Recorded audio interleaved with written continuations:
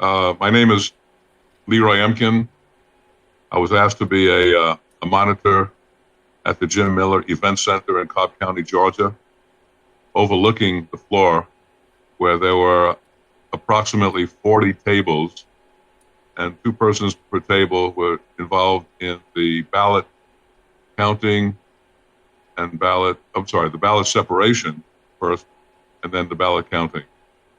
And what I found to be pretty curious was that at one wall on the floor were a number of machines, perhaps 4 or 5 machines, that appeared to be machines that counted stacks of paper. When I got there on Saturday, I had already been credentialed. While I was in the observer area waiting to be asked to go onto the floor by the person who was coordinating the Republican monitors, a supervisor came by. I flagged her down and I asked her a question. I said, I'm looking over to the wall where those machines were on Friday, the ones that were doing the ballot counting. And I noticed they're not being used to do any ballot counting at all on Saturday. And she said, yes, that is correct. We are no longer using those machines to do ballot counting, counting the ballots that were separated by 2 people at each of these tables. I asked her, then how is the count being done? She said, they're being done by hand. And I said, well, who's verifying and auditing the count being done by the hand count? And why are the machines not being used as a second count to verify the count being done by the 2 people at the desk, at these tables? Here's what she told me.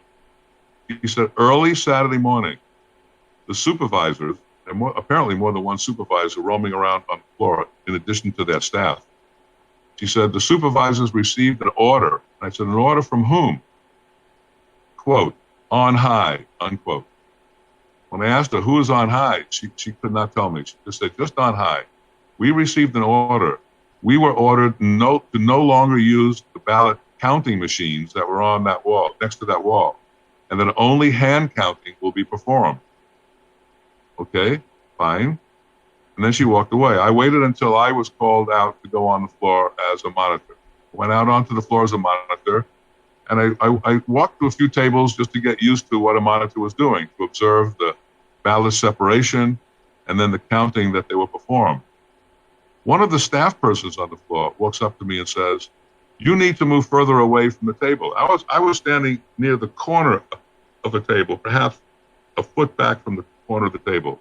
He said, you need to move further back, get back 6 or more feet from the edge of the table. I looked at him and I said, this is not possible for me if I move 6 feet further back to see the name that's on the ballot, on the separated ballot, that's being placed in the bin of one of these candidates. And then I eventually got to a table on the other side of the room, maybe 2 rows away from the opposite wall where the ballot counting machines were. And they just brought this brown box with a huge number of ballots. And I looked on the side of the box and it had a number on it.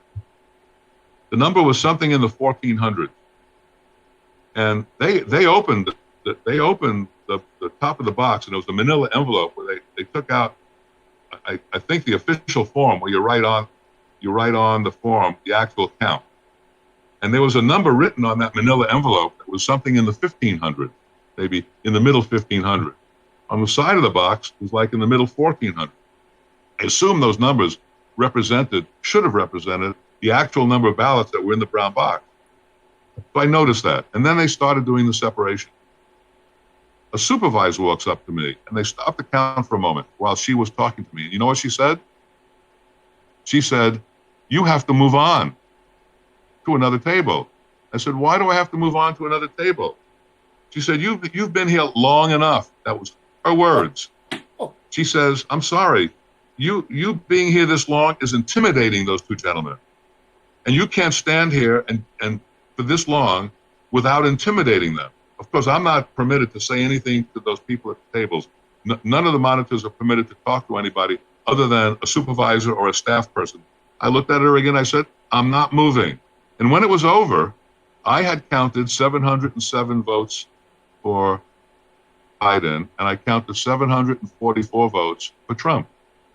They added them up, and that number, I was told, was supposed to match the number either on the side of the box or on the manila envelope inside the brown box. Okay? Well, when you add those numbers up, 744, 707, around 40, I didn't keep track of the Jorgensen one, around 40 for Jorgensen. And then they wrote these 30 others that seem to be kind of miscellaneous, not related to these. I looked at that total because they summed it up, and I looked at the total. That total did not match the number on the end of the box, on the outside of the box.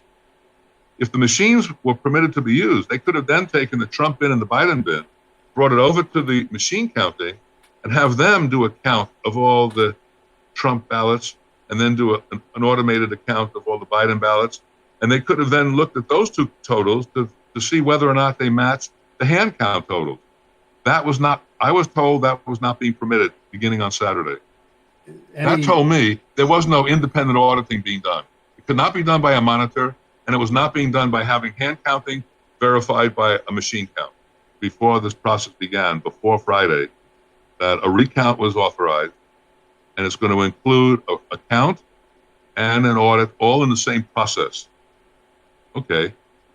On Friday, when I was just an observer, I saw counting being done by the machines, but no counting being done by hand. Then on Saturday, no counting was being done by the machine, and all the counting being done by hand.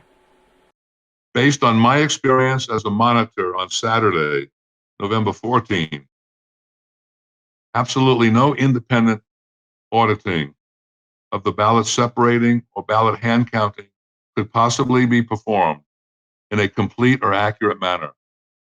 The public was told that the vote recount would be a combination of a recount and audit in order to assure accuracy.